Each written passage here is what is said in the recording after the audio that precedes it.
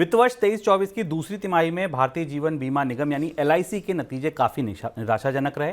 तिमाही के दौरान कंपनी के नेट प्रीमियम इनकम यानी प्रीमियम से जो उसे आय होती है, मेन काम है पॉलिसी बेचना, पॉलिसी के बदले जो प्रीमियम आता है वो 19% घट गया है और ये घटकर 1.07 लाख करोड़ रुपए रहा है, जो पिछले साल की समान अवधि में 1,32,000 करोड़ से ज़्यादा था। इस दौरान एलआईसी का मुनाफा 15,952 करोड़ रुपए रहा। इसमें 50% की कमी आई और ये घटकर 7,925 करोड़ रुपए रह गया। जो 15,952 करोड़ था वो 7,925 करोड़ रुपए लगे। हालांकि अकाउंटिंग प्रोसेस में कुछ बदलाव हुए थे पिछले साल, तो इसलिए समान अवधि से इसकी तुलना ठीक नहीं है, ये कंपनी का कहना है। सर, अब पहला सवाल ये कि मुनाफे को ये चोट क्यों पहुंची? एलआईसी के मुनाफे ने बाजार को काफ़ी चौंकाया और सनसनीखेज असर भी था इसका शेयर बाजार पर भी था, क्योंकि एलआईसी के मुनाफे में इतनी तेज गिरावट की संभावना नहीं थी।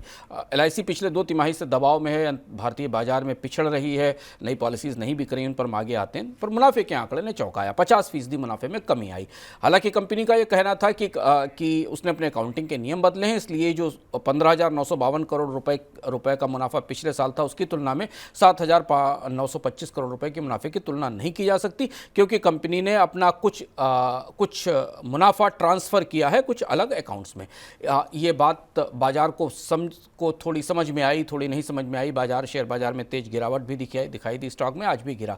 लेकिन केवल बात यही नहीं थी कि मुनाफे की अकाउंटिंग की समस्या में दिक्कत थी, और भी कई सारी चीजें एलआईसी के कामकाज के भीतर से निकल कर आती हैं, जिसमें एक बात आपको शुभम ने बताई जो कि नेट प्रीमियम इनकम की बात थी। जो नेट प्रीमियम इनकम ही है वही कंपनी का, किसी भी बीमा कंपनी का सबसे बड़ा कारोबार होता है। यानी नए प्रीमियम देने वाले लोग नहीं आए, प्रीमियम नहीं बढ़े, यानी एलआईसी से लोगों ने दूरी बनाई, एलआईसी की पॉलिसीज नहीं खरीदी और इसलिए एलआईसी की कमाई में कमी आई। दूसरा एक और महत्वपूर्ण पहलू होता है जिसको कि बीमा कंपनियों के मामले में नापा जाता है, उसको कहा जाता है वैल्यू ऑफ न्यू बिजनेस, वीएनबी। एक ऐसा पैरामीटर है जिसके आधार पर किसी बीमा कंपनी ने कितने नए ग्राहकों को अपने से जोड़ा, कितनी नई पॉलिसी जोड़ी, कितना नया बिजनेस शुरू किया, इसका भी आकलन किया जाता है।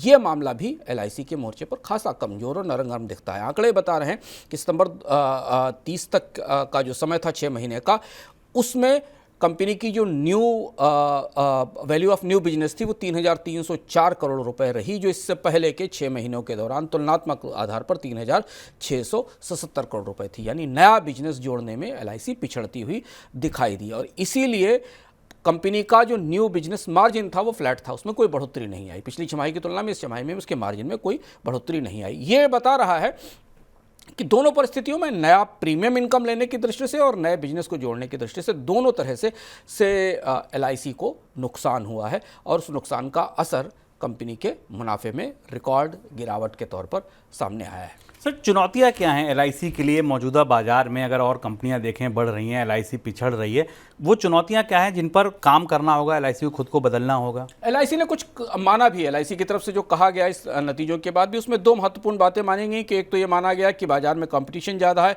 और एलआईसी का प्रोडक्ट मिक्स बेहतर करने की ज़रूरत है, और दूसरा है कि कंपनी को और कुछ आकर्षक ढंग से चीज़ें लानी पड़ेंगी। पर चुनौती सबसे बड़ी एलआईसी के साथ दिखाई दे रही है कि एक तो जो टैक्सेशन का रिजीम बदला, जिन हाई वैल्यू पॉलिसीज पर नया टैक्सेशन आया, उसने एलआईसी को नुकसान पहुंचाया, और दूसरी चीज़ है कि निजी कंपनियों ने एलआईसी की लिस्टिंग होने के बाद बहुत एग्रेसिव ढंग से टर्म इंश्योरेंस और नए तरीके की पॉलिसी देना शुरू किया। एलआईसी अब काफ़ी बड़ी कंपनी हो गई।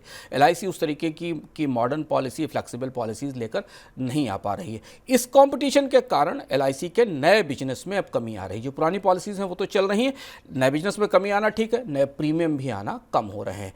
धीमे धीमे भारत के आम इंश्योरेंस लेने वाले वो लोग जो पहले एलआईसी से ही सारी पॉलिसी कराते थे शुभम, वो कम से कम 1 या 2 पॉलिसीज अब अपनी निजी कंपनियों से ज़रूर करा रहे हैं। चाहे बेहतर सुविधा मान लें, चाहे बेहतर सर्विस मान लें, या बेहतर रिटर्न की संभावना मान लें, वो बिजनेस एलआईसी लूज कर रही है, प्रोडक्ट की साइड से भी और रिकॉल की साइड से भी लोगों तक पहुंच के आधार पर।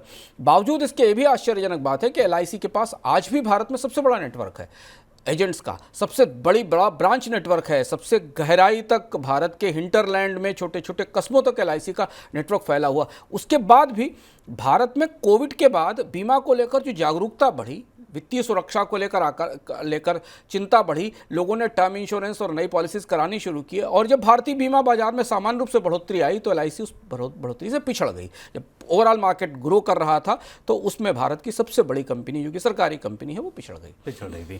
सर, अब एलआईसी के अगर आप देखें तो एक तरफ खड़े हैं पॉलिसी होल्डर्स और दूसरी तरफ खड़े हैं निवेशक जो शेयर बाजार में एलआईसी का शेयर खरीदते हैं। उनके लिए हालात कैसे बनते दिख रहे हैं? शेयर बाजार निवेशकों के लिए तो एलआईसी कभी भी अच्छा साबित नहीं हुआ, क्योंकि जब से एलआईसी आईपीओ के तौर पर लिस्ट हुआ इस कंपनी ने बेहतर रिटर्न कभी नहीं दिए। बाजार में स्टॉक लगातार दबाव में है। तो निवेशकों की दृष्टि से तो ये जो एलआईसी की खिचड़ी थी वो तो कच्ची रह गई, पकी नहीं। बाकी सारे स्टॉक्स जो इश्यूज एलआईसी के आसपास लिस्टेड हुए उनके रिटर्न अच्छे थे। एलआईसी ने बेहतर रिटर्न नहीं दिया। पॉलिसी होल्डर्स के लिए अब ये एक चुनौतीपूर्ण परिस्थिति है। हालांकि एलआईसी ने अभी तक अपने बोनस का अपने रिटर्न्स की कंसिस्टेंसी बरकरार रखी है, लेकिन पॉलिसी होल्डर्स अगर डाइवर्सिफाई कर रहे हैं, अपने लिए नए तरीके के उत्पाद ढूंढ रहे हैं, तो निजी कंपनियां प्रतिस्पर्धा में एलआईसी के सामने खड़ी होती दिखाई दे रही हैं। अगला एक क्वार्टर एलआईसी के नतीजों की दृष्टि से खासा महत्वपूर्ण होने वाला है। देखना होगा कि एलआईसी अगली छमाही में भी क्या अगले 3 से 6 महीनों के भीतर ऐसा ही प्रदर्शन जारी रखती है जहां मुनाफे में कमी आती है। अगर ये मुनाफा और गिरता है तो फिर थोड़ी चिंता की वजह दिखाई देगी, क्योंकि 50% मुनाफे में गिरावट काफ़ी चुनौतीपूर्ण है। और इसके बाद एलआईसी के अगले 3 महीने के नतीजों पर निर्भर करेगा कि कंपनी का परफॉर्मेंस आगे क्या होगा।